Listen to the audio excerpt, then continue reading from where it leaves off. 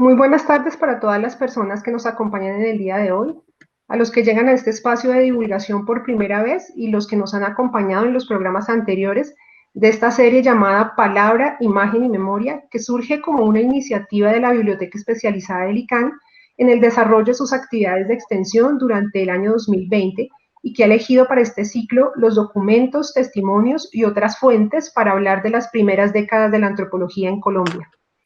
Nuestro programa de hoy y el próximo están dedicados a un personaje muy recordado, admirado y citado por quienes trabajan en el campo de la antropología y las ciencias sociales, pero también por aquellas personas que tuvieron la oportunidad de vivir, compartir y, en palabras de este personaje, hacer, crear y gozar a su lado.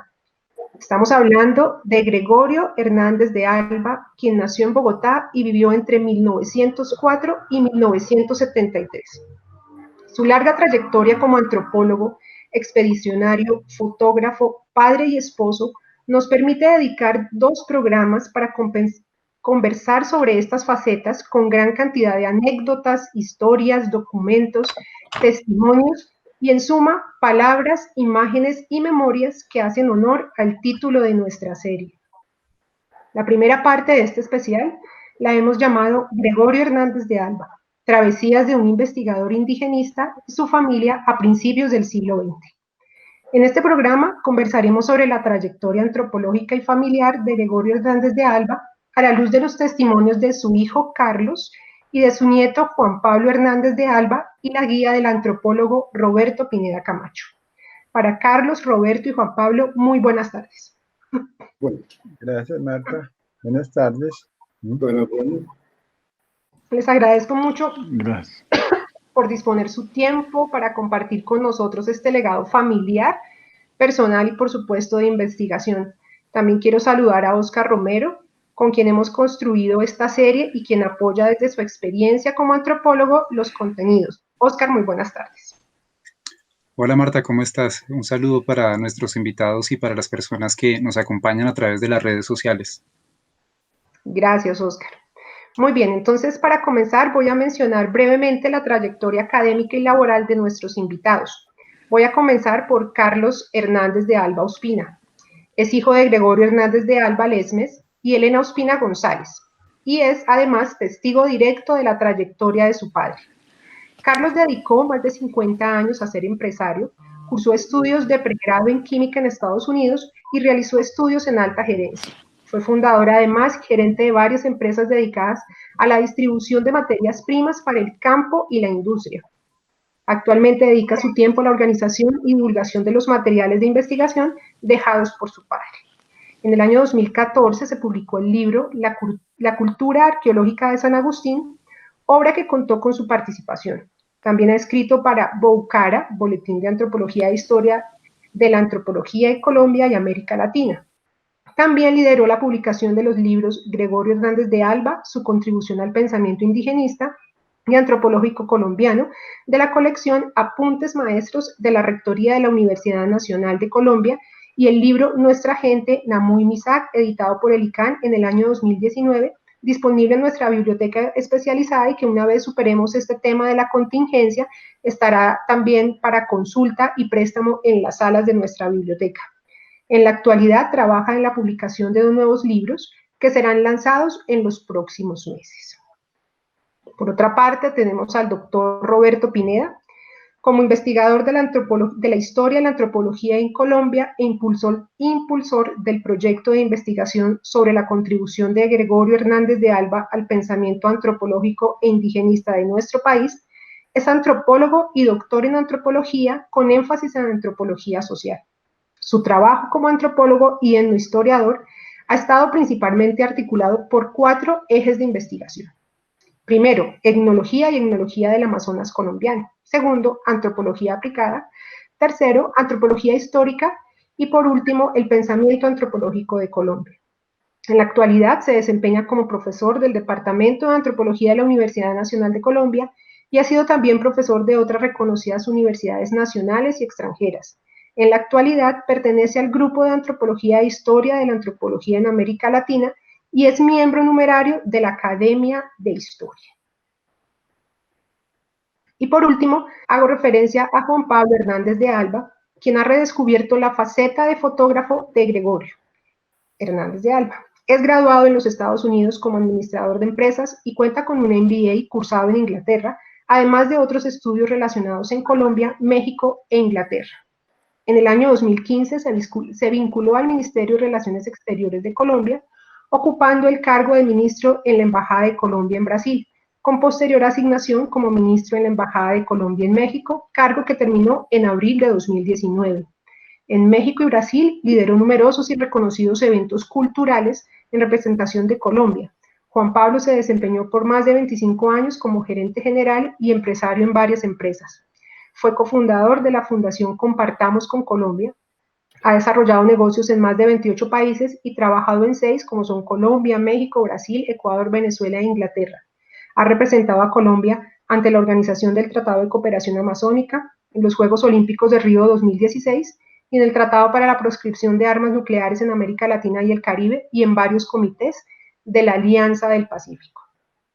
Muy bien, con esta breve exposición que nos muestra interdisciplinaridad entre nuestros personajes, invitados y experiencia, damos paso al desarrollo del programa del día de hoy, por lo que doy la palabra a Óscar Romero, quien realizará una breve introducción que inicia con el por qué nos interesa desde la historia de la antropología en Colombia estudiar la vida y obra de Gregorio Hernández de Alba.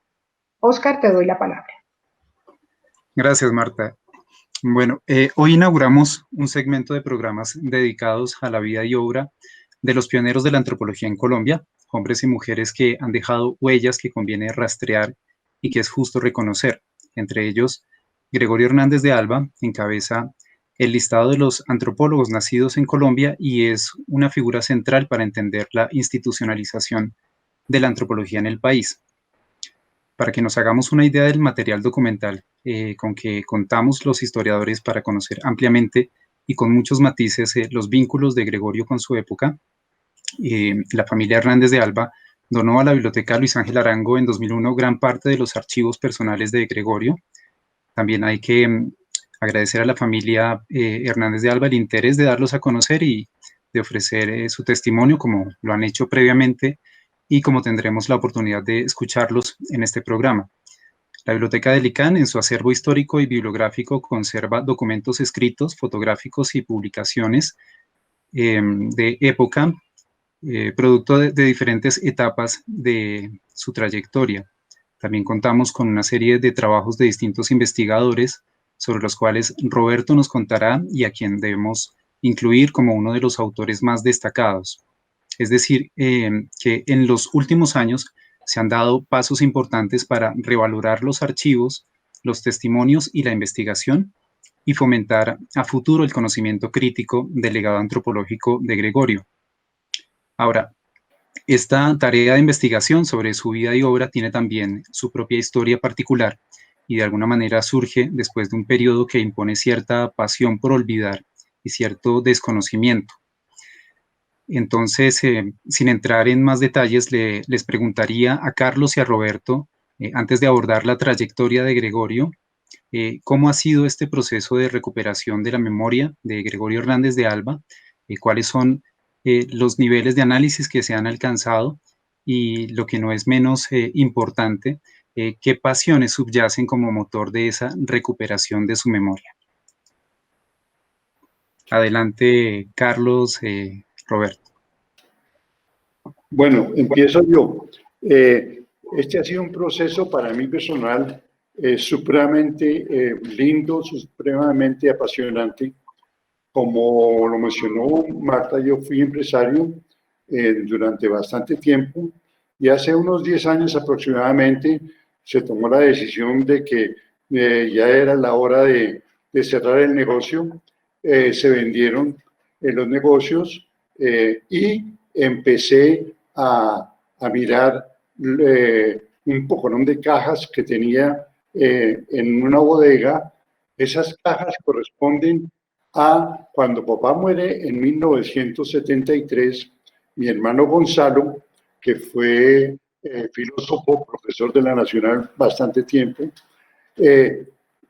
recibió las cajas y nosotros no sabíamos qué había en las cajas Bueno, las cajas eran el resumen de un poco de archivadores que tenía él y los metimos en cajas. Entonces él recibió las cajas y nuestra idea era, pues ya que él era filósofo, profesor y tenía algo de tiempo libre, entonces que él empezara a mirar y a publicar. Yo estaba dedicado a la empresa familiar, pues nuevamente, pues a los que saben de lo que es ser empresario en Colombia, comprenderán que mi tiempo era muy escaso. Entonces, Gonzalo recibe las cajas y resuelve sacar como primer libro, como primer encargo de ese proyecto que teníamos, el libro el libro en que traducía la tesis que papá presentó en la universidad en París para graduarse. Él la presentó, no se pudo graduar porque estábamos en medio de la Segunda Guerra Mundial, estaba París ya invadida por los nazis y la universidad estaba cerrada. Pues papá presentó la tesis, pero nunca, pues entonces se siguió con el proceso.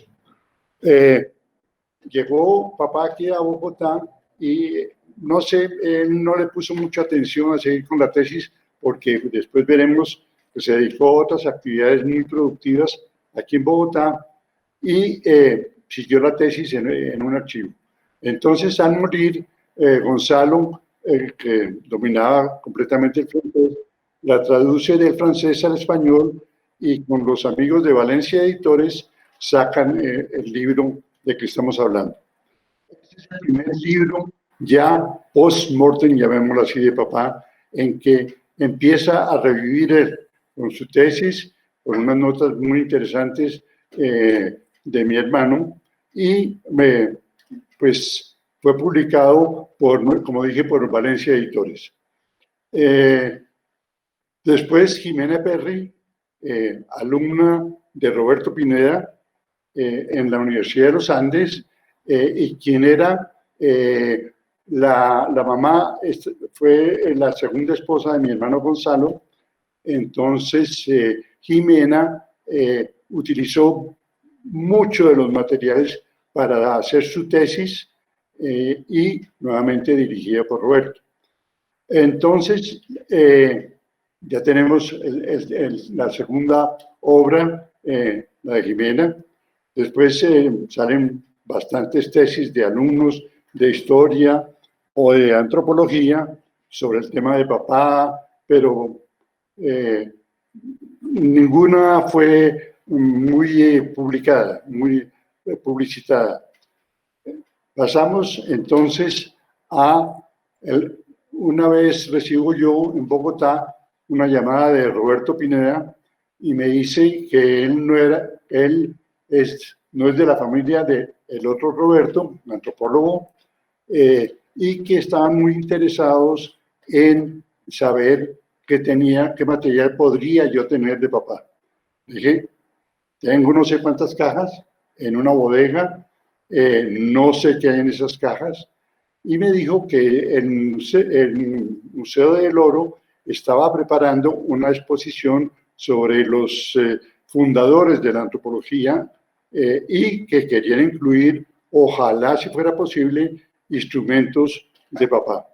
Felizmente, la caja en que estaban esos instrumentos la localizamos rápidamente y se alcanzó a exhibir. Pero de ahí en adelante, para mí es muy histórico, muy importante el momento que nos reunimos con Roberto Pineda, en que íbamos a tener una charla de 2 horas y creo que fue fácilmente de 4 o 5 horas. Cuando empezamos, cuando yo le conté lo de las cajas, entonces en esa época, pues el grupo de historia de la antropología estaba muy activo aquí, entonces varias personas de ese grupo, historiadores y antropólogos, empezamos a ver qué había en las cajas. Salieron muchas cartas, salieron muchos negativos, salieron muchas fotografías, salieron grabaciones, y de ahí en adelante pues, empezamos a clasificar y a darle vida a todo eso. Entonces, la primera publicación que conseguimos fue la reedición del libro de San Agustín, la tesis, la famosa tesis, que el ICANN la hizo, pero esta vez tanto Roberto como yo, como Carlos Andrés Barragán, le agregamos la actualizamos, le agregamos unos capítulos. Entonces, yo ya podría llamar esta época de resurgimiento de Gregorio Hernández, para mí fue el descubrimiento de papá. Lo descubrí no como papá, porque eso sí fue espectacular esa relación, sino como antropólogo, como etnólogo. Le entendí mucho más qué significó para él las expediciones de La Guajira, de Tierra Adentro, de San Agustín, la ida a Francia, muchas cosas. Entonces, ha sido verdaderamente apasionante para mí y, como lo dijiste muy bien, Oscar, ese libro es el comienzo de esta nueva era. Le cedo la palabra a Roberto. Sí, muchas gracias, Carlos. Roberto, adelante. Roberto, tienes que habilitar el micrófono.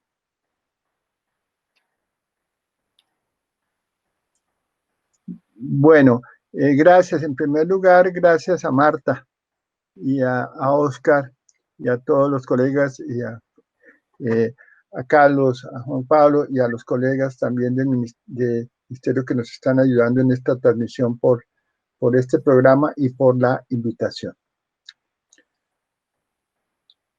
Yo empezaría con una perspectiva quizá un poquito más amplia, relacionado con un proceso también relevante que es el descubrimiento hasta cierto punto, en sentido literal, de descubrir de la historia de la antropología en Colombia, ¿no? Hasta 1970 nosotros no teníamos cursos de historia de la antropología. Teníamos muchos profesores que habían sido pues los primeros antropólogos y antropólogos formados en la Escuela Normal Superior y en el Instituto Etnológico Nacional, y a partir de ellos teníamos ciertos recuerdos de conversaciones, etcétera, pero con algunas excepciones, como el doctor Luis Duque Gómez, la mayoría no había escrito sus memorias o sus documentos sobre esa historia. Algunos la harán posteriormente. Y la idea que teníamos, por lo menos un grupo de estudiantes de entonces, era que la historia de la antropología en Colombia básicamente había sido formada por Paul Rivet en 1941, que había fundado el Instituto Etnológico Nacional, era el padre, digámoslo así, de la antropología en Colombia, y que ahí había arrancado en general todo, es decir, casi como un proceso un poquito de difusión, diríamos los antropólogos. Les llega Paul Rivet, gran profesor y gran maestro de toda perspectiva a Colombia, exiliado de Francia, funda el Instituto Etnológico Nacional, y ahí arranca el proceso. De manera tal que esa inquietud que en parte la había matizado el doctor Luis Duque Gómez, que probablemente era quien había escrito más, sobre todo en su libro sobre prehistoria de Colombia, de la Academia Colombiana de Historia, era como una visión general, a mi parecer. Sin embargo, en la década del 80 empieza a haber una inquietud en diferentes antropólogos que se va a manifestar, entre otros, en el primer Congreso de Antropología organizado en Popayán, y la idea era revisar eventualmente el trabajo de algunos antropólogos, y esto, para ser rápido, va a generar un libro que coordina Jaime Arocha y Nina de Friedman, que se llama Antropología en 100 años de investigación social en Colombia, que reúne a un equipo de diferentes antropólogos, incluso sociólogos, etcétera, y se hace una especie de primer balance de la antropología en Colombia sobre la historia de la antropología, aprovechando incluso importantes entrevistas que se le hacen a muchos de nuestros profesores, entrevistas hoy en día muy interesantes también de audio que están en la Luis Ángel Arango, muchas de ellas. Y a partir de ahí, de ese libro, fue emergiendo una perspectiva mucho más compleja, ¿no?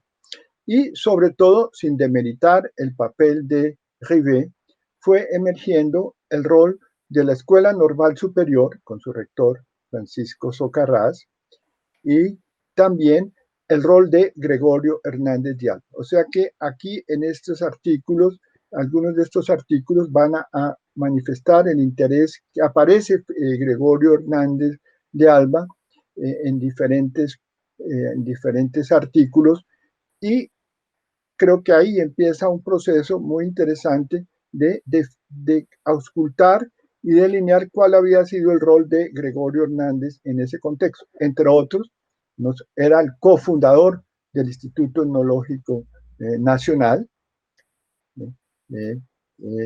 con Rivet, mucho más joven, Rivet unos 65 años, el de unos 35 aproximadamente, o 36 años, y en segundo lugar era el cofundador del Instituto Indigenista de Colombia con Antonio García, dos instituciones que, sobre todo esto, que empieza a tener una gran relevancia, y en lo que atañe a Gregorio, participando tanto como fundador y profesor del Instituto Etnológico Nacional, como también fundador del Instituto Indigenista de Colombia. Luego hay un paso muy relevante que empieza a descubrirnos cómo Gregorio tenía toda una visión mucho más compleja, y es lo que ha mencionado Carlos, la tesis de Jimena Perry, una tesis de pregrado bien elaborada, que organiza en gran parte los ciclos de la vida de Gregorio, y que además tiene un elemento muy importante: contiene un tomo documental de gran interés, que son cartas, aspectos de sus diarios de campo, etcétera. Lamentablemente, y lo digo en sentido constructivo, cuando se publica luego, años más, esto es 1994, cuando se publica un poco más tarde, tal vez en el 10, la tesis de Jimena por la Universidad de los Andes, un esfuerzo pues también laudable. Sin embargo, el tomo no se publica, que era la otro componente fundamental de la tesis de Jimena.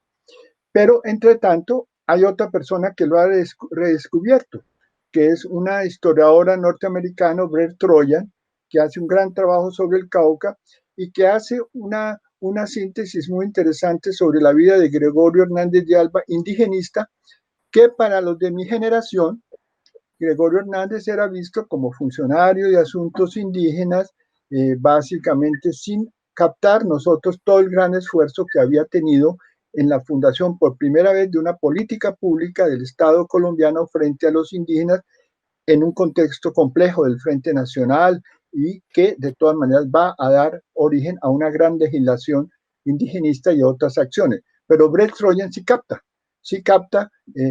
esto, y es un artículo que sigue siendo muy interesante y capta, entre otras cosas, una dimensión internacional de Gregorio Hernández de Alba, y que había experimentado su viaje a Europa, su estada por España y otras dimensiones, que nos muestra a un personaje que tiene una visión mucho más global del mundo, que hará luego una antropóloga,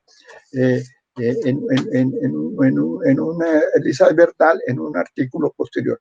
Entonces ahí empieza, si quieres, diría yo, un proceso de redescubrimiento, como lo ha dicho Carlos, a partir sobre todo del grupo de Historia de la Antropología en Colombia, conformado por varios antropólogos y antropólogas, entre otros Clara Isabel Botero, y con ocasión de los 70 años del Instituto Etnológico y el Instituto Indigenista, organizamos unos seminarios en el Museo del Oro, y empiezan a salir cierto tipo de documentación. Ahora, como dice Carlos, empieza a salir toda una serie de documentación muy interesante, pues ya mencioné el trabajo de Gonzalo, que son cartas, diarios, fotografías, etcétera, algunas publicadas, la mayoría inéditas, y esto da origen, si quieres, a una reflexión que varios antropólogos y antropólogas vienen a hacer probablemente inicialmente de una manera aproximada.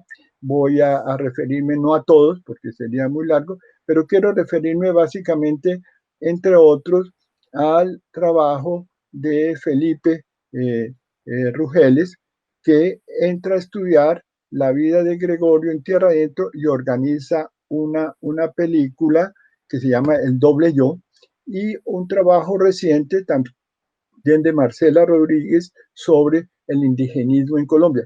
Mientras tanto, personas como Carl Lange, Héctor García, Marcela Echeverri y otras personas que probablemente se me escapan, han hecho ensayos interesantes mostrando la relación de Gregorio en un momento determinado con investigadores extranjeros, etc. Y en este contexto, pues vienen las publicaciones que dice Gar, y entre otros, no porque aquí estés tú mencionado, Oscar, creo que también es muy importante efectivamente el rescate de la labor de Gregorio como fundador del Instituto Etnológico del Cauca en el libro que ustedes publican con Héctor Llanos de Memoria Recuperada, que nos da también otra visión muy interesante, no la visión de Gregorio del Instituto Etnológico, sino el Gregorio formando un gran instituto de investigaciones etnológicas en Colombia que lamentablemente, por razones políticas, no tuvo su pausa, aunque hoy en día es el Departamento de Antropología de la Universidad del Cauca. Entonces, serían estos los elementos muy brevemente de la historia del periplo de la historia sobre Gregorio Hernández de Alba.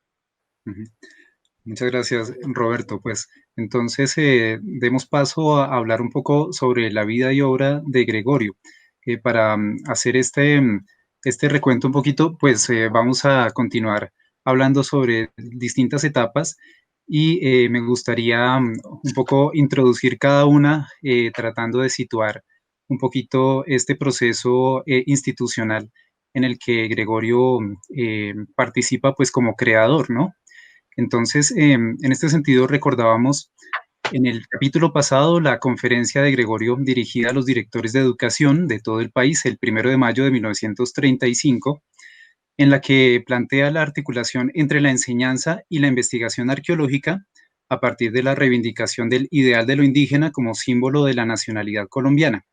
Y con este fin proyecta la creación de la sección de arqueología y etnología, ¿no? Estamos hablando de 1935 en el Ministerio de Educación, que se encargaría de articular una serie de dispositivos de promoción del patrimonio, de enseñanza e investigación.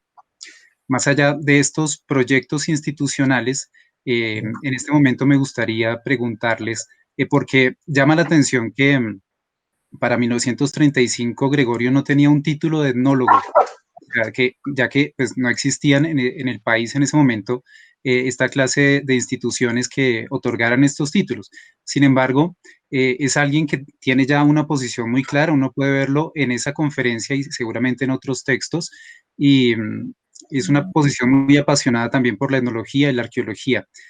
Mucho antes, como les digo, de que se resolviera la institucionalización de la enseñanza, más bien siendo él como al contrario, como parte fundamental de este proceso de institucionalización. Entonces, la pregunta sería, ¿cómo había sido hasta ese momento, antes de hablar de la experiencia de La Guajira, la formación de Gregorio? Bueno, como tal vez yo empiezo desde el punto de vista nuevamente familiar, desde el punto de vista de antropología, el doctor Roberto. Papá nació en Bogotá. Mi abuelo era un constructor, sobre todo especializado en las villas, en construir villas en Chapinero, y gran parte de la iglesia de Chapinero él la construyó. Desgraciadamente, cuando murió mi abuelo, papá era muy joven. Mi abuelo se casó 2 veces, la primera señora murió y entonces él se volvió a casar, y del segundo matrimonio nacieron papá, que era el mayor, Guillermo Hernández de Alba, que también vale la pena mencionarlo, aunque sea un momento con gran dedicación a la historia de Bogotá, a la colonia, a Nariño, y quien fue el fundador y duró como director de la Casa del Florero hasta su muerte. Entonces, el hermano menor, Alfonso, que fue nombrado como a los 18 años, cónsul en Huelva, en España, más que todo para que estudiara los archivos en Sevilla. Entonces, los tres hermanos, cosa que francamente me lo han preguntado muchas veces, cómo tres bogotanos que nuevamente, pues al morir mi abuelo no hubo herencia, al contrario, les tocó muy duro a los tres para levantarse, para estudiar. Entonces, ¿cómo se vuelven intelectuales? Papá hace su bachillerato en la Escuela de Comercio, ahí conoció a Germán Arciniegas, y yo no sé si fue esa relación con Germán Arciniegas o después otras relaciones que tuvo, pero empezó papá a fascinarle sobre todo el tema de los cronistas y el tema del indigenismo. Yo diría que la conferencia que tú acabas de mencionar, Oscar, es para mí, por lo menos hasta ahora es para mí, la primera vez que papá sale públicamente a hablar de la defensa de los indígenas, de la discriminación tan horrible y del estado en que estaba. Papá tuvo ese tema del indigenismo. Yo pensé que había empezado por ahí en el 37, ¿no? Pero ya vemos que a los 34, en el año 34, a los 31 años, ese tema ya lo estaba pasando. Desde el punto de vista familiar, nuevamente, pues yo cuando nací y empiezo a tener, como dicen, memoria, papá estaba dedicado completamente al tema de la antropología. A los 2 años de haber nacido yo, viene la expedición de La Guajira y después las otras expediciones y los otros hechos, pero entonces, y lo que más le admiro, bueno, son tantas cosas para admirarle, como tal vez tú, Oscar, o Marta lo mencionó, futuro económico no había. Él estudiaba, trabajaba, pero no había puestos para antropólogos porque no habían antropólogos, no se conocía qué era la antropología. Entonces, muy aventurado, pero él creyó desde su principio que eso era lo que él quería y felizmente encontró en personas como Gustavo Santos, Eduardo Santos y Germán Arciniegas quien lo oyeran y empezaron entonces al desarrollo de todas esas instituciones que hablaremos después. Bueno, yo quisiera complementar, si te parece, los aspectos que nos ha mencionado Carlos. Primero, creo que él ha mencionado 2 hechos que son muy interesantes, y es que son una familia de 3 hermanos, ¿no? No quiero reiterar que todos muy tempranamente, 25, 30 años incluso, ya tienen cierta relevancia en el círculo intelectual colombiana, en una época en donde también otros jóvenes, el grupo de los jóvenes o de los nuevos que se llamaban, ha emergido. Es decir, la emergencia en cierta forma de una generación posterior a la del centenario que va a cambiar en cierta medida el país, la cultura del país. Entonces, hay un efecto generacional que creo que es interesante. Tanto Guillermo como Alfonso nos cuentan que ellos, siendo muy jóvenes, casi adolescentes, se les permitía ir a la Academia Colombiana de Historia, que acaba de ser fundada en 1904, y asistían a la Academia Colombiana de Historia frente a historiadores muy relevantes desde el punto de vista del país, a mi juicio. Y Gregorio era otro joven, pero que sigue otra trayectoria diferente a las de sus hermanos. Hay que recordar que Gregorio nace en una familia conservadora, en un contexto post-centenario, en cierta forma, pero de hegemonía conservadora, en donde en alguna medida lo hispano, lo católico y el castellano es muy importante. Y no lo quiero demeritar, porque yo admiro a los latinistas, a todos estos especialistas en griego, etc. Quizá una clave personal es que muere el papá, Gregorio es el hermano mayor, como nos ha contado Carlos, sus hermanos van a ser formados por su tía metida en La Calera, una profesora, y esto yo creo que va a ser muy importante. Va a ser importante en la formación disciplinaria de estos estudiantes. Y Gregorio, al ser el hermano mayor en una familia que pierde a su padre, probablemente tiene más responsabilidad económica que sus otros hermanos y se le matricula en la escuela de comercio, como menciona Carlos. Pero ¿qué era la escuela de comercio? Que creo que va a ser fundamental para la vida de Gregorio. La escuela de comercio había sido una institución fundada por el general Reyes, que entre otras cosas había venido a Colombia con el modelo de Porfirio en México, que había sido un presidente pues modernizante, a pesar de que a él le ocurre la revolución, etcétera, etcétera, y que tenía un pensum particular. Y en la época de Gregorio, no estoy, tiene específicamente a un rector muy especial, que es Guillermo Wickman, un alemán, probablemente de origen judío, ¿eh? Probablemente de origen judío, que es astrónomo, que es físico, etcétera, y que implanta un pensum muy interesante en la formación de los estudiantes, entre otras cosas, cursos de lengua extranjera, cursos del método inductivo, cursos de contabilidad, de comercio, etcétera, y es una formación, diría yo, en cierta forma, muy diferente a la de los dos grandes colegios de entonces. Había unos grandes colegios también religiosos, pero todavía no está el gimnasio moderno. Aparecerá por ahí en el 14, etcétera, el gimnasio moderno, pero una educación en cierta forma, y diseño industrial, muy diferente a las de sus hermanos que van al Colegio del Rosario, al colegio y al Colegio San Bartolomé, también grandes colegios que no quiero demilitar, porque ahí en estos colegios, en el Rosario, también estudiaron, por ejemplo, Francisco Socarrás, Alberto Lleras, Darío Echandía, entonces la decisión no es tan sencilla, digámoslo así.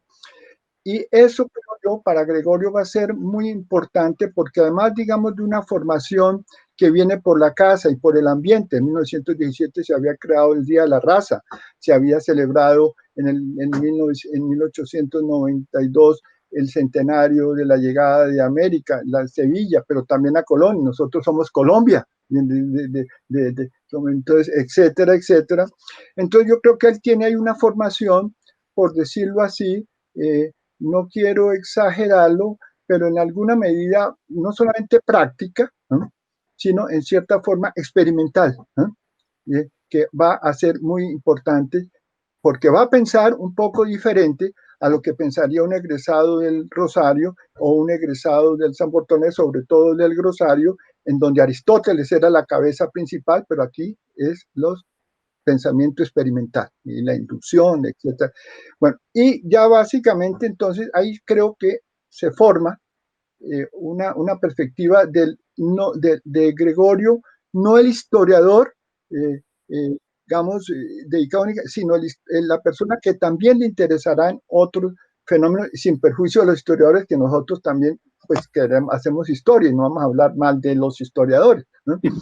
Pero entonces Gregorio nos ha confesado en una conferencia, en una entrevista que hizo al famoso novelista Ciro Alegría, el autor del Mundo Sancho de Ajeno, en Nueva York, que él a los 17 años empezó a escribir ensayos, pero ensayos literarios, un poco sobre Chapinero, sobre otras, a su novia, que se publicaban en la revista del comercio y de la escuela de comercio, y de pronto, no sabemos cuánto tiempo después, caen en sus manos a los cronistas de Indias. Y yo creo que él lo lee en principio como cronistas de India en una época en donde los cronistas de Indias empiezan a ser también nuevamente revalorizados, porque es el proyecto hispanista. Y él le dice, y expresamente lo hizo, y lo dirá después aquí en su libro, cuentos de la conquista, ¿no? Dirá, yo empecé a leer estos cronistas y empecé a leer entre líneas y a captar, sin perjuicio de que también son unos cronistas muy importantes, claro, con sus sesgos, etcétera, de su época, en fin, y uno mayor de otro, pero Aguado es un hombre muy importante, casi el primer antropólogo colombiano, según Juan Friedel, de manera figurativa, ¿no? Empezó a leer otra historia, y los indígenas, que en los cronistas es cierto, pues muchas veces son vistos como los salvajes, como bárbaros, en las palabras de la época, como tiranos, como etcétera, etcétera, empezó a encontrar otros valores, ¿no?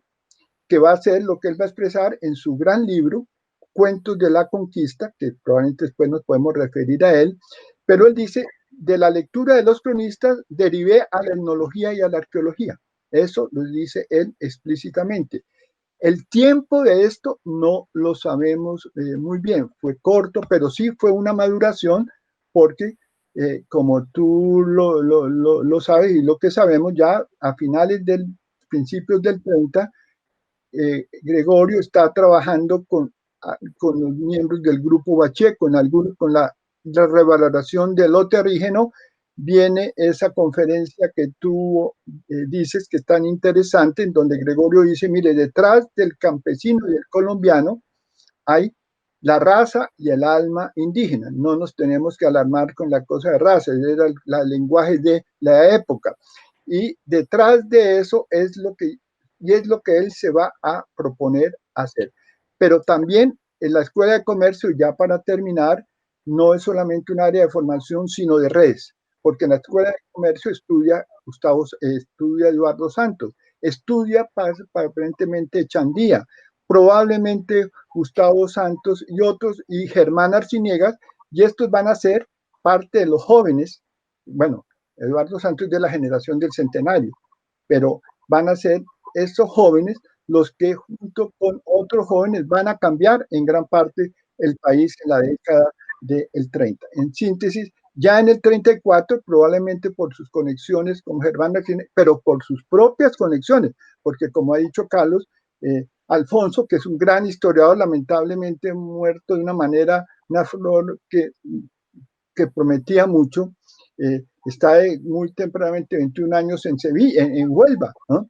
Y todos ellos están básicamente con los intelectuales mayores que tienen algo que es interesante, una receptividad frente a estos jóvenes, aunque no pensaran todos igual. Y ya en el 34 empieza a su labor periodística, ¿no? Que también va a ser muy, muy relevante, y ahí ya vemos el Gregorio indigenista, pero también otra faceta que va a salir posteriormente, que es el etnólogo y Gregorio folclorista, que es otra dimensión que quisiera yo resaltar, pero posteriormente. Entonces creo que esa es como la génesis de su formación y de su vocación, ¿no? Bueno, entonces nos situamos en 1935, ¿no? Un poquito después de la Conferencia Nacional de los Directores de Educación, Gregorio tiene la posibilidad de participar de una famosa expedición a La Guajira a cargo de investigadores de Estados Unidos como representante del Ministerio de Educación y a través de una beca de estudios, si no estoy mal, de Pensilvania y Columbia, de las universidades. Aquí Roberto nos puede contar qué significó esta experiencia de campo en términos de su formación antropológica o etnológica, teniendo en cuenta que fue la primera experiencia de terreno del primer antropólogo colombiano en formación, y qué significó en términos, como nos mencionaba un poquito, en términos de los lazos que él estableció con la comunidad indígena y con otros actores en el campo, ¿no? Misioneros, colonos, autoridades locales. Bueno, como tenemos que ser sintéticos, diría dos cosas antes. En 1934, como tú sabes, Gustavo Santos, que era el hermano del futuro presidente Santos, bajo el ministerio de Luis López de Mesa, porque también es un conjunto de actores y de personajes que dan contexto y que ayudan, le pide a Gregorio Hernández de Alba que haga un programa de investigaciones sobre la antropología, de investigaciones y también de enseñanza de la antropología. Ese programa, que incluso fue reproducido de una manera, me parece, bastante pertinente por Jimena Perry, nos muestra a un Gregorio Hernández, 34, 31 años, ¿no? Que está más o menos, no, que está informado de lo que era la etnología y la arqueología a nivel general, ¿no? Y es un programa muy interesante, o sea, quiere decir que él ya, aunque se había formado, había leído incluso a los franceses, había leído a los ingleses, tenía un manejo también de los idiomas muy bueno, ¿no? De manera tal que aunque era un autodidacto, tenía ya una formación, ¿no? Que había construido una formación que viene, insisto, desde la Escuela de Comercio. Entonces, hay que anotar dos cosas. Un poco en reacción a todo lo que generó Preuss, al gran antropólogo Preuss, en el 30 se había creado un decreto en el cual se exigía que cualquier investigación extranjera en Colombia tuviera un colombiano, ¿no? Como tú lo mencionaste en la vez pasada, en la de Bollinger estuvo Ramón Goltz, ¿no?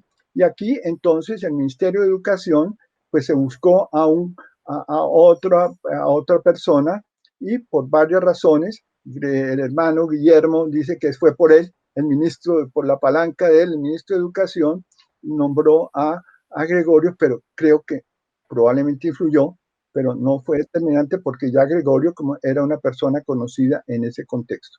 Y eso es una gran suerte para Gregorio, porque se va con la misión de Pensilvania durante 3 veces y de la Universidad de Columbia, en donde viene un grupo de antropólogos muy competentes, ¿no? Con ya muchas deformaciones. Viene un antropólogo cultural, un arqueólogo, una lingüista, en fin, una fotógrafa, etcétera, y un arqueólogo. Y él, como lo ha dicho, entra en esta expedición y observa tanto a las Wayuu como a los antropólogos norteamericanos. Es decir, aprende a hacer el trabajo de campo y las técnicas de investigación, no con cualquiera profesores, con sus colegas, ¿verdad? Y colegas de Estados Unidos que traen en ese momento, en cierta medida, todo el enfoque boasiano de Franz Boas, que era también de las puntas de la antropología, en donde se combinaban las diferentes ramas, y observa cómo hacen la etnología, cómo observan la arqueología, etcétera, etcétera. Como hemos dicho y varias personas han dicho, de esa sale Gregorio Hernández de Alba, etnólogo, aunque todavía sin título, pero etnólogo de verdad a través de una experiencia de campo extraordinaria. Y con un factor también muy interesante, y es que él lo que se da cuenta, y no está tanto en su libro del 37, del 36 sobre la Guajira, sino en su diario de campo, es que los Wayuu, que son pueblos pastores, seminómadas, de caprinos, pero son comerciantes y en donde las transacciones comerciales son muy importantes. Yo creo que a él le sirve, y su capital de análisis del comercio le ayuda a comprender la sociedad Wayuu, que vive completamente transando y con pagos, y se paga la novia, ¿no? Que es una práctica muy interesante, se paga las indemnizaciones por las causas, por las faltas causadas, las heridas, etcétera. Y Gregorio, creo yo, aquí ya se madura. Hago un símil. Lo mismo que le pasó a Caldas cuando se encontró con Humboldt, unas pocas semanas en Quito, bastaron pocas semanas para que Caldas, que ya tenía el terreno abonado, desarrollara de una forma muy novedoso su pensamiento. Pero también aquí, para no adelantarnos, ya Gregorio observa a los misioneros, mantiene una buena relación, porque Gregorio no es un hombre conflictivo, al contrario, es un hombre que en general trata de crear redes y por eso creará las cosas. Sin embargo, ya empieza a ver que a generar unas puntadas de crítica al sistema misionero de una manera respetuosa, ¿no? Diciendo, y entre otras cosas, que su gran jefe en ese momento, que era López de Mesa, el ministro López de Mesa, también era crítico del sistema misionero, y muchos liberales, aunque de una forma pues todavía no tan radical como vendremos a tener después de otra manera, ¿no? Bueno, pues voy a hacer una cuña también para recordarle a las personas que nos están viendo que en el capítulo 2 también tuvimos como invitada a Aura Reyes y nos habló también de este episodio de la vida de Gregorio Hernández de Alba.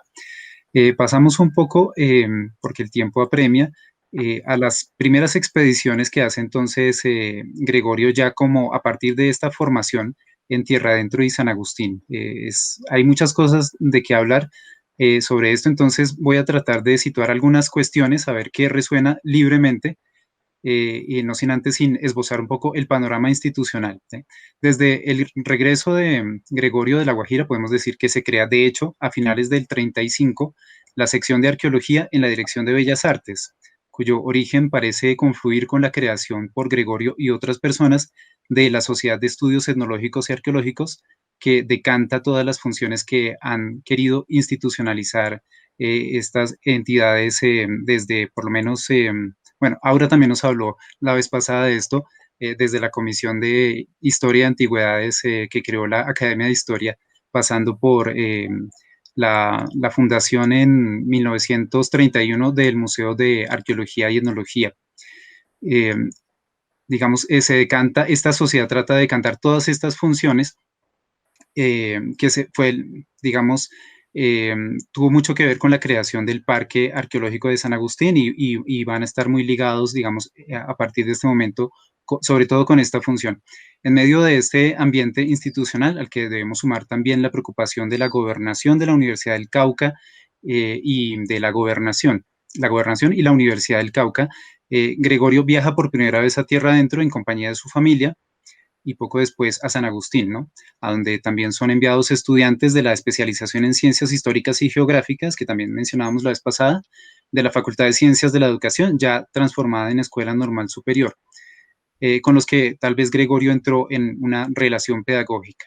Aquí Gregorio dirige los trabajos arqueológicos, también seguramente aplicando técnicas aprendidas en La Guajira, y también seguramente usando técnicas que le enseñaban los guaqueros, algunas, ¿no? De otra parte, seguramente estos trabajos le permitieron profundizar su conocimiento de las culturas prehispánicas, ya desde la experiencia de arqueólogo, y Carlos, que vivió con su hermano la emoción del descubrimiento de la fuente de lavapatas, tal vez recuerde historias narradas por su padre acerca de estos objetos. En el plano etnográfico, Gregorio tiene la oportunidad de hacer descripciones de los indígenas paeses, hoy pueblo Nasa, en las que colabora su esposa Elena Ospina, ¿no? A lo mejor Elena también comentaba en la vida cotidiana este tipo de informaciones que en manos de Gregorio se transformaban en descripciones etnográficas, científicas. Y Roberto nos dirá cómo se integraban al conjunto del material etnográfico. Adelante. Bueno, si quieren, lo toco yo desde el punto de vista nuevamente familiar. Voy a hablar específicamente de Tierra Adentro, que fue la primera, en el año 36. Yo tenía 3 años, mi hermano tenía 2 años, mamá había estudiado junto con sus hermanas en Francia, allá mi abuelo las había mandado para que aprendieran a tejer, a cocinar, a hacer pirograbado, a aprender francés, a aprender literatura. Entonces ella ha tenido una educación muy de señorita, digamos. Y conoce a papá, se enamoran tremendamente, y papá, y esto es una idea de Roberto Pineda, papá con su formación de la escuela, nuevamente de comercio, la convence muy fácilmente de su trabajo, de todo lo que hay por hacer, y mamá se vuelve nuevamente como dice también Roberto, la primera etnóloga colombiana. Entonces la convence, que yo creo que no debió ser nada fácil, de que nos fuéramos los 4 a Tierra Adentro, a INSA. Ya habían escritos sobre las tumbas de allá, pero INSA quedaba nosotros viajábamos en carro hasta La Plata, y de La Plata a Isla era fácilmente un día a caballo. Entonces a mi hermano lo llevaba, cada uno de nosotros nos llevaba una persona de cabestro, y eran jornadas fácilmente de 6 a 8 horas, y llegamos a Inzá. Allá felizmente se consiguió fácilmente alojamiento, un rancho, y papá organiza las expediciones arqueológicas. Nuevamente, yo era muy joven, pero sí créanme que hay ciertos acontecimientos que me acuerdo perfectamente. Uno, primero, lo que era descubrir una tumba, un hipogeo. Alguien, como dice, los huaqueros le decían a papá: mira, ya debe haber una tumba porque la tierra está así, o porque por aquel motivo sacaban muestras de la tierra, y si la tierra estaba mezclada, se empezaba a excavar. Entonces se empezaba a excavar y empezaban a aparecer peldaños y peldaños y peldaños, y de golpe se llegaba a la puerta principal grande.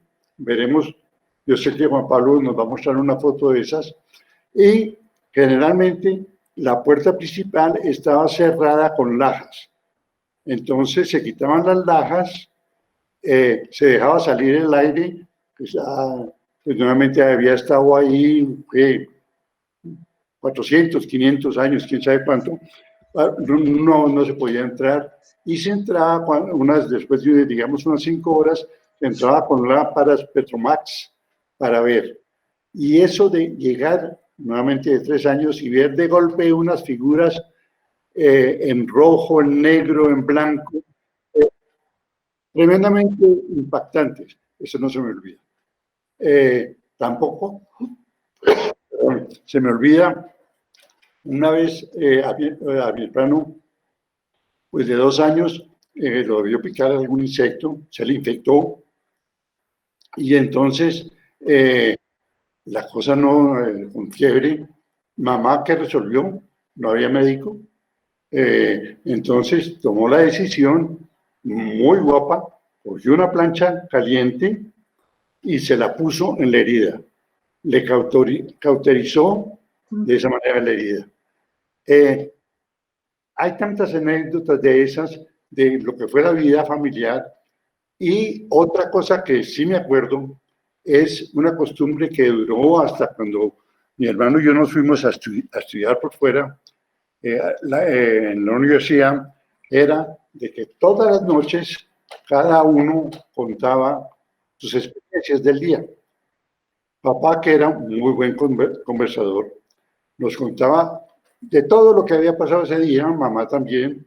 Pues mi hermano y yo pues contábamos que hoy vimos alguna cosa, o bueno, pero se establece la costumbre nuevamente de intercambiar experiencias diarias.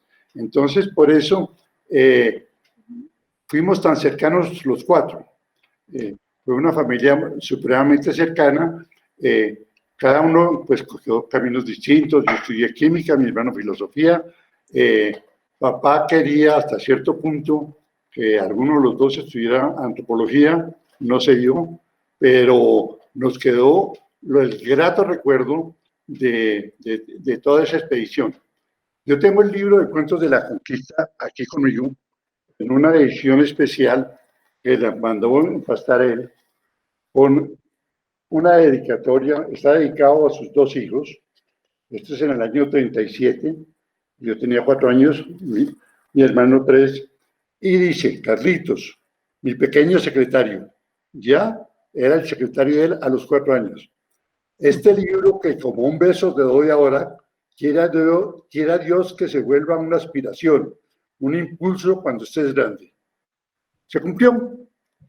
Se cumplió porque nuevamente, como hablaba al principio, después de haber sido empleado primero y después empresario, he podido regresar a cumplir ese gran sueño, conocerlo a él.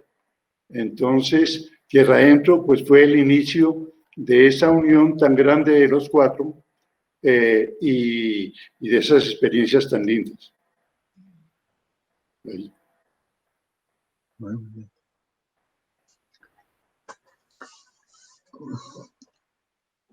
Ahora, bueno, con relación a tu... ¿Aló? Sí, adelante, Roberto. Bueno, creo que Carlos nos ha dado las pistas de algo muy fundamental. La decisión de Gregorio de hacer trabajo de campo en familia. Porque eso da, sin duda alguna, una relación muy diferente cuando va el etnólogo o la etnóloga o la antropóloga solo, que en general es percibido como incompleto, porque en estas sociedades, pues lo completo es el esposo, la esposa y los hijos, ¿no? Y sin duda alguna, yendo con la esposa, hay una interacción diferente y un acceso al mundo de las mujeres. Y con los niños, pues hay una interacción con los otros niños que va a dar también una dinámica muy relevante. Y esa es una decisión que no todos los etnólogos lo han hecho, incluso yo mismo, que hice fue en mi campo, generalmente solo, pero en este caso es una cosa muy. En ese momento había uno que otro nombre, Bollinger, que ustedes hablaron la vez pasada, habían ido también con su esposa y su niña, que incluso nació, si mal no estoy, por allá en Santa Marta. Pero en general, ese trabajo en equipo va a ser muy importante porque va a dar otros frutos, como los dio. Ahora, cuando Gregorio va a Tierra Adentro, se acaban de descubrir en realidad gran parte de los hipogeos por Burg, geólogo de la Universidad del Cauca, que había estado haciendo el inventario minero de Tierra Adentro y descubre los hipogeos, y esto causa un gran revuelo. La Antártida, se descubrió el eslabón de la Antártica, decía el Espectador, etcétera, pero envían a Gregorio, que creo que también fue otra muy buena oportunidad, también muy bien cosechada, porque creo que es lo importante. Una persona, podemos tener oportunidades, pero no siempre cosechadas de una manera muy positiva. Y Gregorio, para no, pues va a hacer arqueología, hace unos dibujos extraordinarios que se van a publicar precisamente en la revista de Indias entonces, que causa una admiración estética, que creo que también es un elemento muy importante, y creo que esos dibujos él los puede hacer porque tiene esa formación en dibujo industrial, nuevamente, que le ha dado ciertas habilidades o competencias para hacerlo. Nosotros nos preguntábamos hace poco con Carlos si los dibujos que están en la Luisana del Arango eran de Gregorio o de otro, y resulta que son de Gregorio. Entonces, y esto es otra habilidad que creo que es interesante, pero lo que quisiera yo resaltar, para no repetir lo interesante de Carlos, es que él básicamente se da cuenta, no solamente se fija en lo arqueológico, sino se fija en las poblaciones vivas, los NASA, y empieza a tener incluso algunas dificultades con los NASA, porque para los NASA entonces, hasta hace muy poco, la verdad era así, los hipogeos eran las casas de los pijaos, las estatuas eran las estatuas, las fotografías de los pijaos, que eran sus aparentes enemigos. Esto tiene un poco más complejidades que no vamos a entrar acá, y era la muerte, lo sucio. Entonces, un elemento de contaminación, de manera tal que Gregorio no encontró muchos indígenas que trabajaran en la cuadrilla de trabajadores que llaman los arqueólogos, e incluso cuando él paraba ciertas estatuas, porque estaba recuperando las estatuas, al poco tiempo aparecían otra vez botadas. Y él escribió una carta a su hermano Guillermo diciendo, anotando esto y diciendo que se dice, un poco socarronamente o con cierta humor, que los países han traído un gran brujo de Tumbichuque, ¿no? Para que lo brujen al doctor, y él dice, ojalá me brujen de verdad porque ya me quiero devolver para la casa. Elena le es muy importante, y la relación con los hijos, aunque no esté buscada necesariamente por ellos, también. Ahora, finalmente hay otro elemento que creo que es muy interesante. En ese momento están los padres lazaristas, misioneros franceses que probablemente están en Insá, ¿no? O en Belalcázar, porque son las poblaciones locales, etc. Y Gregorio tiene el interés, porque él está interesado también en la historia, como dijimos, y tiene el interés de auscultar y lo ausculta los documentos sobre el cura Undachí, que fue un nasa que probablemente durante la época de los misioneros jesuitas del siglo XVII se transforma en sacerdote, imita ser sacerdote y quiere tener un contacto directo con Dios, un personaje muy, muy interesante del cual publicará un artículo en El Tiempo y que será uno de sus cuentos más interesantes de cuentos de la conquista. Quizá también ya de su viaje a tierra adentro se interesa por los Timanaes, ¿sí? Es decir, porque todo el Alto Magdalena, del cual probablemente resultará su cuento sobre la cacica Gaitana que está acá, que está dedicado a la mamá de a Helena y que básicamente su título, que creo que es muy, muy, muy interesante, es de cómo fue la conquista, si mal no estoy, de manera tal que hay tierra adentro y luego su viaje a San Agustín, que seguramente veremos, le impacta de una manera muy importante, no solamente por lo arqueológico, sino nuevamente por su reflexión de lo que había significado la conquista, que él no lo hace de una manera blanco y negra, pero sí muestra un poco que el cuarto mundo, digámoslo así, había sido destruido por los españoles en gran medida, y no solamente en la época colonial, que seguía un poco, que hará después en la época republicana, sin tampoco creer en maniqueísmos simples.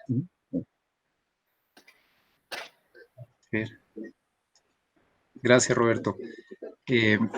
Bueno, entonces nos trasladamos un poquito ya después del regreso de San Agustín y Tierra Adentro a 1938. Vuelvo a hacer la cuña. Aura nos habló también de esta exposición arqueológica de 1938, que es un poco resultado de todo este proceso, de esta gestión que ha hecho Gregorio desde 1935, ¿no?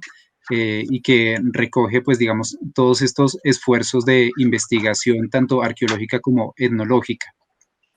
Entre otras cosas, fue el resultado, digamos, de esta investigación, pero también fue el espacio de encuentro con Paul Rivet, ¿no? Quien influyó en cierto modo en la reglamentación de la sección de arqueología.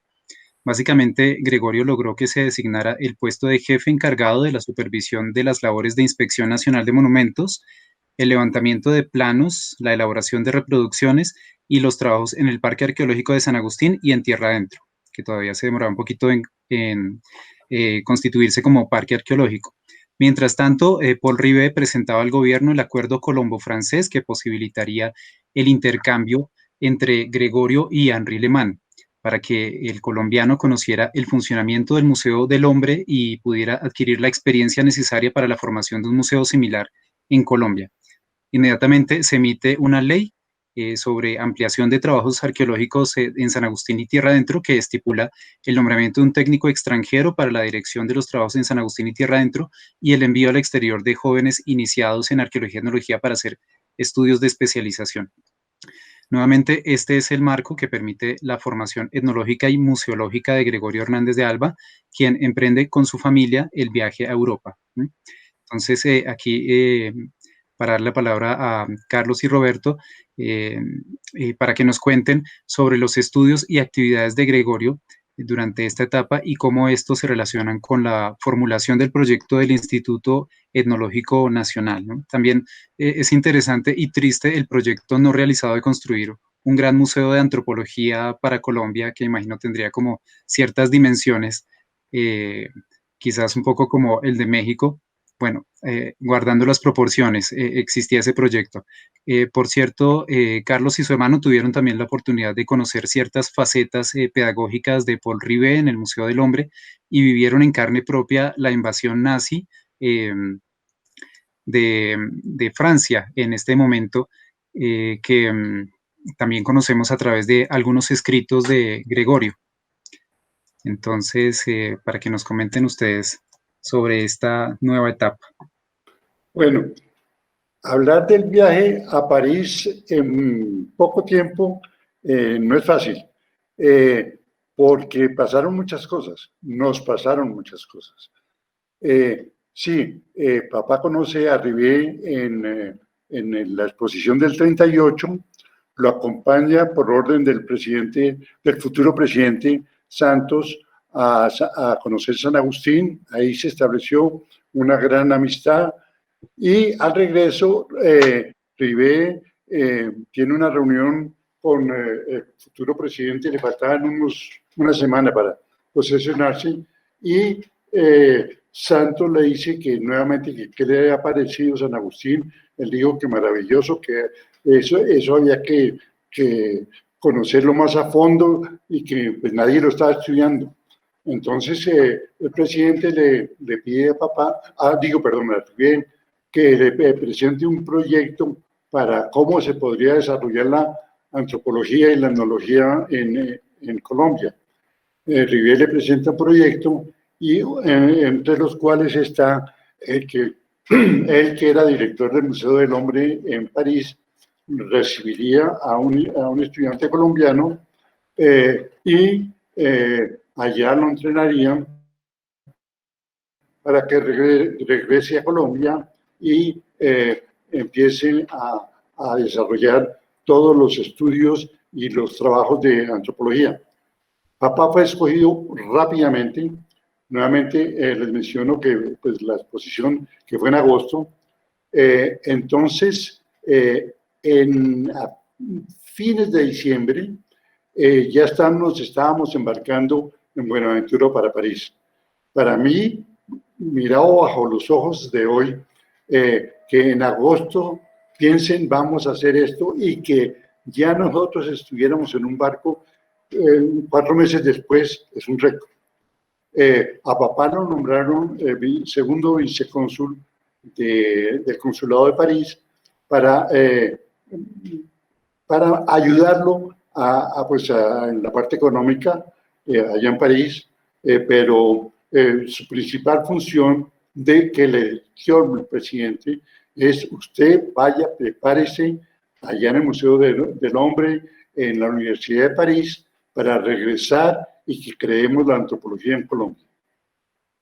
Bueno, como dije, puedo hablar muchas cosas porque pasaron muchas cosas. Llegamos y rápidamente pues, nos acoplamos. Papá tenía una gran facilidad para los idiomas, cogió el francés muy rápidamente. Mamá ya lo tenía, porque como les había contado, fue educada en gran parte en Francia. Entonces, empieza él a trabajar ya y le dieron un cargo en el Museo del Hombre, pero viene la Segunda Guerra Mundial. En el año 39, Francia e Inglaterra le declaran la guerra a Alemania, porque Alemania se había tomado Polonia, pero no pasó nada por algunos meses.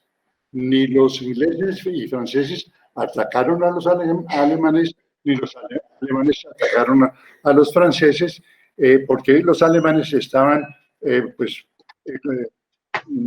ocupando a Polonia y preparándose para la gran ofensiva, que sí vino en el año 40, en donde en 2-3 semanas llegaron a París, a pesar de que Francia se había preparado y tenía la famosa línea Maginot que los alemanes la pasaron sin ningún problema. Entonces nos dijeron a todos los funcionarios de la embajada que nos fuéramos cerca a Biarritz, a San Juan de Luz, cerca a España, porque si la cosa se complicaba, si la toma a París podía ser muy sangrienta, entonces que todos los funcionarios pasaran a España. Era un país neutral totalmente.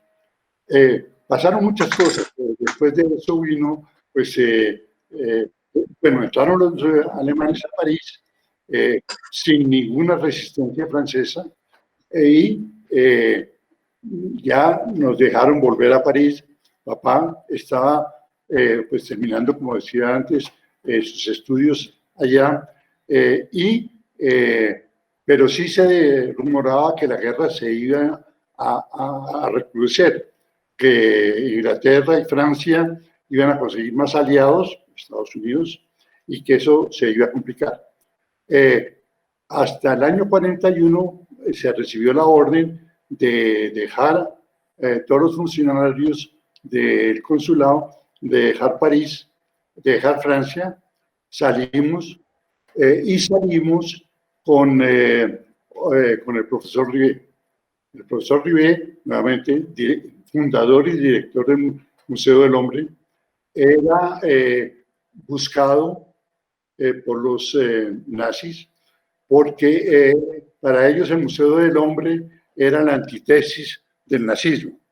Que el nazismo, pues uno de sus grandes pilares es la raza pura, la raza aria, y Rivet y sus colaboradores sostenían que eso era mentira, que no había eso de raza pura, que no había de raza privilegiada. Entonces chocaban fuertemente. Entonces buscaban a Rivet y el presidente Santos, gran parte porque papá también lo sugirió y la señora Rivet, que vivía en el Ecuador, también lo sugirió. Resolvieron invitar a Rivet a Colombia para que viniera pues a desarrollar la antropología. Entonces salimos con Rivet, nos encontramos en la frontera España-Francia, pasamos la frontera, pero el pase de la frontera, bueno, yo ya tenía como unos 7 años, eso tampoco es de los episodios que se me olvidan. A mi hermano y a mí nos decían y nos repicaban, vamos a pasar con el profesor Rivet, pero él va a pasar por allá lejos y nosotros pasamos por este lado. Ustedes no lo miren, él está allá. Si de golpe lo detienen o lo empiezan a interrogar, nosotros pasamos pero ustedes ni lloren, ni hagan nada, ni vayan, no. Entonces, porque los nazis lo pueden coger. Miedo total. Pasó Rivet y pasamos nosotros. Y nos vinimos en el mismo barco que salió de Bilbao a Cuba. Bueno, ahí termino nuevamente porque el tiempo está pasando muy rápido. Y la tecnología francesa de la entreguerra, entre la Primera y la Segunda Guerra Mundial, estaba en un gran apogeo, ¿no? Se había abierto en 1928, se había reorganizado el Museo del Trocadero. Había un gran interés, no solamente por los académicos, sino por el público general, por el arte oceánico, por el arte africano, por el arte americano, también una exposición que hubo en 1932 en el Museo del Trocadero. Se había creado también en 1900, pues ya todo el Instituto de Etnología, en donde se formarían los grandes jóvenes etnólogos franceses. Como sabemos, gran parte de la generación anterior, de los discípulos de Durkheim, habían muerto en la guerra, había surgido una nueva generación también de jóvenes. Y obviamente, pues, Gregorio, 1939, 40, tenía 36 años, 35 años, así que era también muy joven, pero con una característica muy interesante. Él, obviamente, iba a estudiar en la Sorbona y también trabajar en el Museo del Hombre, pero no era un discípulo cualquiera, era un hombre que llegaba con experiencia de campo, en arqueología, en etnología, etcétera, de manera tal que fue una persona que tengo la impresión que fue visto con respeto por sus pares en París, y también por sus profesores, ¿no? Entre otras cosas. Entonces, Gregorio Hernández de Alba dice, miren, en el Museo del Hombre, además de tener un cargo, es decir, no era el estudiante que va a estudiar a París, no era también en cierta medida el antropólogo con cierta tú a tú con los etnólogos franceses también, de manera tal que, pero él va a aprovechar en 3 instancias. Está en París. En primer lugar, sus clases con Marcel Mauss en el museo, probablemente en la Sorbona, sobre sociología moral, sus clases con el gran lingüista Marcel Cohen y otros de geografía que las va también a integrar. Y por otro lado, en ese momento, él sigue investigando para su tesis sobre San Agustín, como ya habló Carlos al principio, y tiene 2 grandes bibliotecas. La biblioteca de la Sociedad Americanista de París, que era la principal sociedad americanista del mundo y quizá una de las más importantes hoy en día, y la biblioteca del museo y la biblioteca de Rivet, de manera tal que eso le permite una perspectiva comparativa que no era fácil de lograr sino en un gran centro de investigación. Y finalmente, entonces Rivet, Hernández de Alba hace 2 o 3 conferencias en la Sociedad de Americanistas, conferencias muy interesantes, una que compara a San Agustín con Tierra Adentro, que la publicamos hace poco en el libro de la Universidad Nacional, otro sobre Goranchacha, que era un sitio de excavación en Tunja, que es una especie de etnoarqueología, a partir de los mitos del padre Simón, excava Goranchacha, que hoy sabemos que probablemente es un sitio de formación herrera, anterior incluso a los muiscas. Va a Berlín a un congreso en Berlín sobre una ponencia en San Agustín, es decir, crea todo un tejido y se empapa de una manera directa de los grandes teóricos franceses que van a marcar en gran parte el rumbo de la etnología posteriormente. Todo esto lo cosechará, lo traerá aquí para el Instituto Etnológico Nacional, y desde allá, para citar, escribe a Luis López de Mesa, que era ahora el ministro, no de Educación, sino el ministro de Relaciones de Santos, ¿no? No el ministro de Educación de López Pumarejo, y le dice expresamente, aquí tenemos un plan, vamos a formar, y le propone un plan complementario al DFD, porque Rivet influyó, pero era Gregorio el que había creado las redes también en el Ministerio de Educación, entonces, con otras personas que tenían en ese momento el manejo de la política del gobierno, por lo cual logra, obviamente, la venida del Instituto, la formación del Instituto Tecnológico, pero como decía Carlos, ya hay esa idea que Hernández de Alba ha asentado. Ahora, finalmente yo quisiera enfatizar 2 cosas ya para terminar. Él va a Berlín. En Berlín, Elena le escribe una carta diciendo, la cita está difícil, es lo que entiendo, es la carta que la hemos visto. Él se da cuenta de lo que acontecía en Berlín antes de la guerra, y se da cuenta porque cuando viene en su viaje, hay una carta muy bonita y muy interesante de Rivet, viene en el tren, él viene atestado de gente, y cuando llega a la frontera francesa, prácticamente la mayoría de los pasajeros han descendido y han sido retenidos por las autoridades españolas. Entonces empieza a tener una idea que no es de poca monta, de comprender lo que significaría el totalitarismo, ¿no?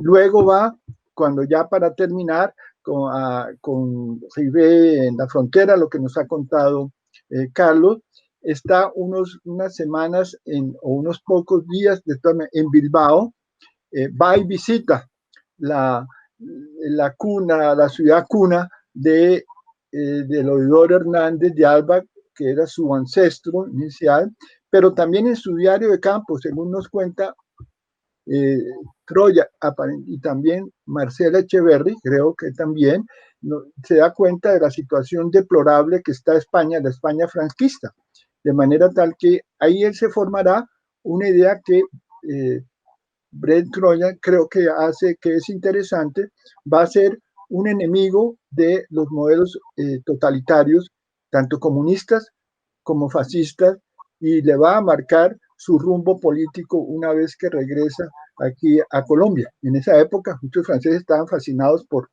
la Unión Soviética, a pesar de que ya empezaba a conocerse las situaciones de stalinistas, etc. Se embarca, ya para terminar, como dice Carlos, y eso es historia de Carlos, en el Magallanes, que también es interesante, en el barco el Magallanes, y Carlos de pronto nos podrá continuar en otra oportunidad, y 2 veces el barco es interceptado, uno por un submarino alemán y luego otro por un submarino inglés en la Mar Tenebrosa, es decir, ya en el Atlántico. Ahora, finalmente, como dice Carlos, Rivé se queda en La Habana, y algo que es bien interesante, Hernández de Alba sigue para Nueva York, ¿no?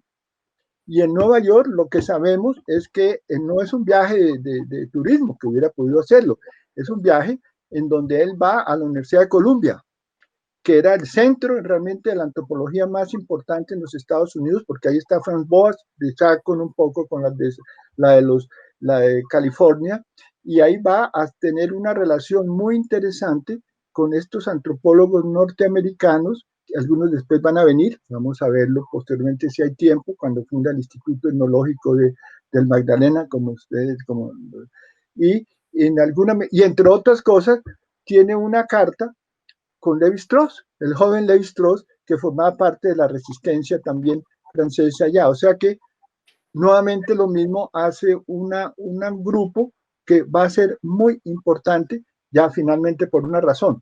Rivet trae aquí la etnología francesa, pero la etnología francesa histórico-cultural. Él llega con la etnología francesa, aunque Rivet también tenía, obviamente, conocimientos, pero de Marcel Mauss, es decir, otra perspectiva, y llegará también con las ideas de la antropología norteamericana, que era probablemente con la francesa y la inglesa, las 3 grandes de antropologías del mundo, porque la alemana había declinado por la influencia del nacionalsocialismo. Bueno, también estamos reunidos con Juan Pablo Hernández de Alba, nieto de Gregorio Hernández de Alba, quien ha estado descubriendo últimamente el pensamiento visual de Gregorio a través de sus fotografías. Juan Pablo, cuéntanos cómo fue esta relación de tu abuelo con la fotografía, o adelántanos un poco sobre este tema. Gracias, Oscar. Gracias a Roberto y a Carlos, que han estado trabajando los últimos 8 años o 9 en todas estas recopilación de información, datos, archivos. También trabajando con el importante legado que deja el abuelo y que se estará hablando en el próximo programa.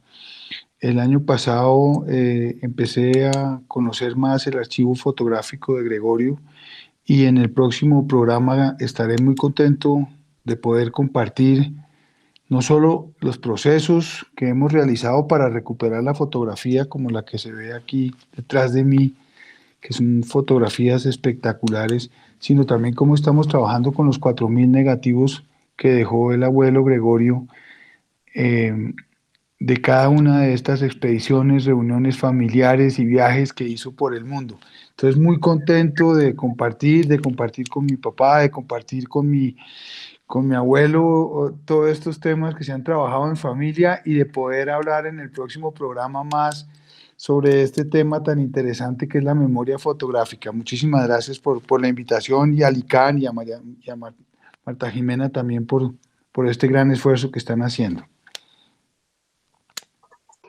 Muy bien, pues como ustedes se pueden dar cuenta, es una gran cantidad de contenidos, de historias, de anécdotas que dan pues la razón a nuestro programa, Palabra, Imagen y Memoria. En este sentido, los estamos invitando para la segunda parte de Gregorio Hernández de Alba, donde vamos a hablar de su legado representado en las fuentes documentales y bibliográficas, donde precisamente Juan Pablo pues va a ahondar un poco en la investigación que él está realizando y en este trabajo de recuperación de este material. Muchas gracias. Quiero darles a cada uno de ustedes por su tiempo, por la dedicación, porque pues detrás de este programa que estamos transmitiendo hay una serie de encuentros, de conversaciones, de logística que permiten llevarles a ustedes pues este contenido que en realidad pues es creado con mucha pasión, como pueden darse cuenta ustedes en los testimonios de las personas que nos acompañan hoy, con mucho profesionalismo, con mucho contenido teórico y pues también con mucho amor por lo que hacemos. Agradezco especialmente al equipo de comunicaciones y lamentamos las fallas técnicas que se nos presentaron el día de hoy.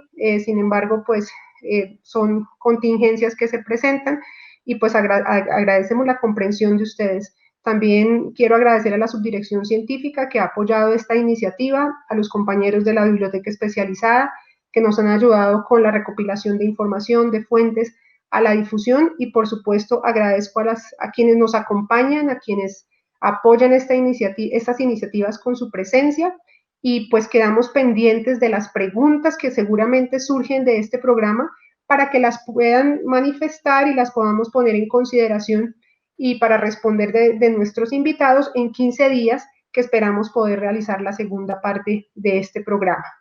Muchísimas gracias y hasta pronto.